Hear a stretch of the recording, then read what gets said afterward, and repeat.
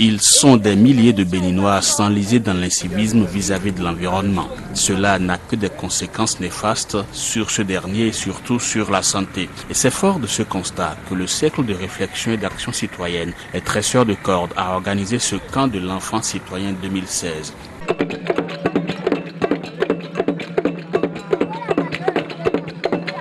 En dehors de la distraction et des découvertes, le but premier de ce camp est d'inculquer les notions de citoyenneté, de civisme aux enfants qui constitueront des relais auprès des adultes pour un changement de comportement vis-à-vis de l'environnement. La terre est notre mère nourricière. Pour ce faire, les enfants participants sont soumis à des ateliers, des communications. Une goutte d'eau sur la pierre chaude.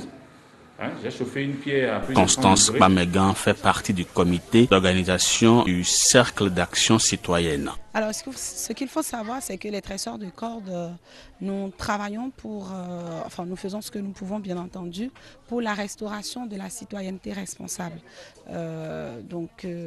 Aider aujourd'hui à ce qu'on retrouve dans notre société un phénomène qui disparaît de plus en plus, le savoir-vivre, le savoir-parler, la protection de la chose publique, c'est-à-dire que de plus en plus, on remarque que les gens, on ne juge personne, mais on a comme l'impression que la chose publique n'est pas vraiment respectée.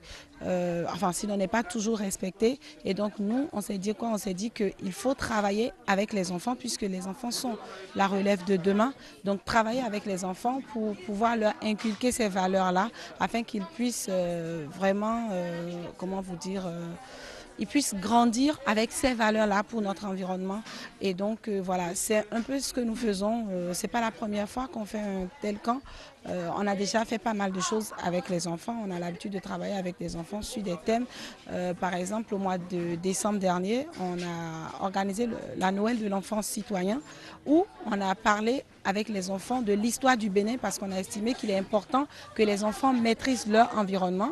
Ensuite, on a parlé des différentes institutions et leur rôle pour que les enfants puissent vraiment savoir la machine qui est en route dans le pays. Et enfin, nous avons parlé citoyenneté responsable, qui rappelle ce que je venais de vous dire tout à l'heure, c'est-à-dire le respect des personnes âgées, le respect de son environnement, le savoir-vivre en société, etc. Donc voilà, c'est ce que nous faisons un peu avec les enfants.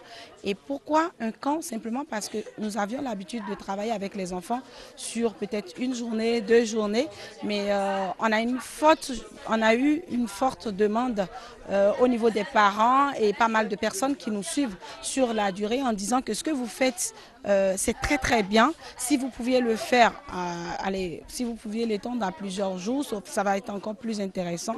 Un retour qui venait des parents, de pas mal de gens, et donc on s'est dit, tiens, comme c'est les vacances, on a essayé d'initier donc ce concept-là que nous avons appelé le camp de l'enfant citoyen, un camp au cours duquel tout simplement nous allons passer des moments culturels, festifs, mais aussi d'éducation civique avec les enfants. Et je mets une goutte d'eau dessus.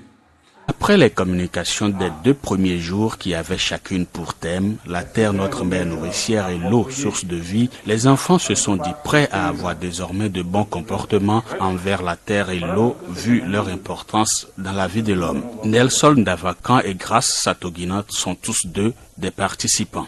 J'ai retenu que la terre est une planète de l'écosystème que nous devons respecter et ensemble œuvrer pour son développement, car c'est la terre qui nous permet de vivre, c'est elle qui nous donne à manger et nous ne devons pas abattre les arbres, car c'est grâce aux arbres que nous respirons. Alors nous devons ensemble œuvrer pour le développement de la terre.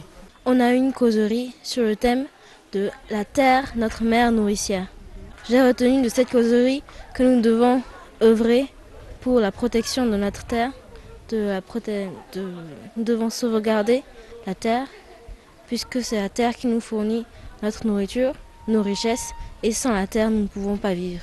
Pour Néhémie Kokodé et Folashade Katari, l'eau est source de vie, il faut donc la protéger, surtout la respecter. Je trouve que le plus important, c'est surtout, ils ont bien insisté qu'il fallait respecter l'eau, parce qu'il y a des gens qui ont de l'eau juste juste en ouvrant un robinet et puis on gâche trop d'eau. Alors qu'il y a des gens que tous les matins ils doivent se lever, ils doivent aller chercher de l'eau, par exemple au puits, ils doivent puiser l'eau et puis ils doivent remplir pour pouvoir juste se laver. C'est même pas forcément de l'eau potable à chaque fois, donc nous on gâche trop d'eau par rapport à ce qu'on pourrait utiliser.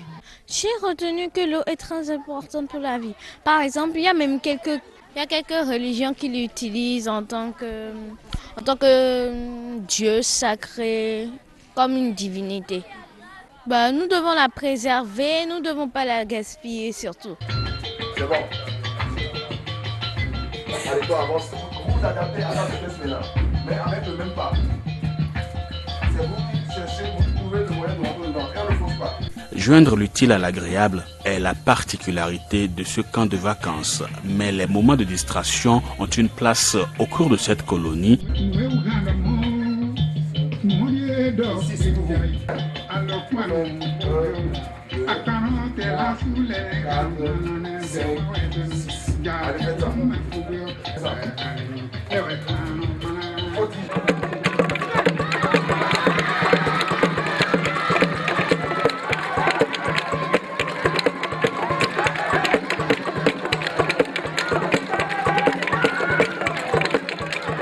Au troisième jour du camp, ils se sont moulés dans les distractions de chez nous avec les masques, puis la visite à la mare au Caïman, chose qui leur a ravi le cœur.